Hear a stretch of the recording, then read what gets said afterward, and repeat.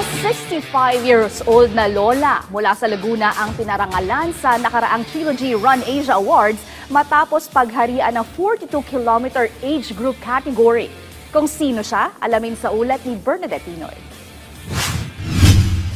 50 anyos si Mamita Lorna nang pasukin niya ang mundo ng running sports. Nakapagtapos na kasi ang mga anak niya, kaya naman inilagi niya ang oras sa pag-eehersisyo upang mapangalagaan ng kanyang pangangatawan. Ngayong 65 years old na si Lola Lorna, ilang medalya na rin ang naibulsa niya sa mga races mula sa loob at labas ng bansa. Ngayong 2025 naman, kinilala si Mamita Lorna sa Trilogy Run Asia Awards bilang age group champion.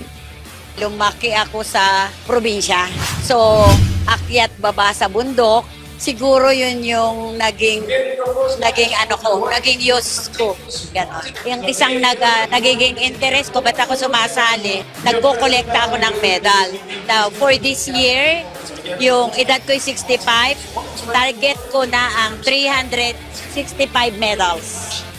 Naniniwala si Mamita na hindi hadlang edad para magpakitang gilas sa sports, kaya naman punti rin niya rin sumabak sa triathlon ngayong taon. Malaki kasi anya ang benepisyo ng pagtakbo at pag-e-ensayo sa kanyang kalusugan. Wala akong maintenance. Saka hindi ko nararamdaman yung edad ko.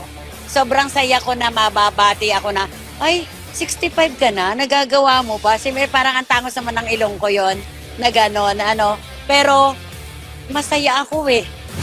Bernadette Pinoy para sa Atletang Pilipino, para sa Bagong Pilipinas.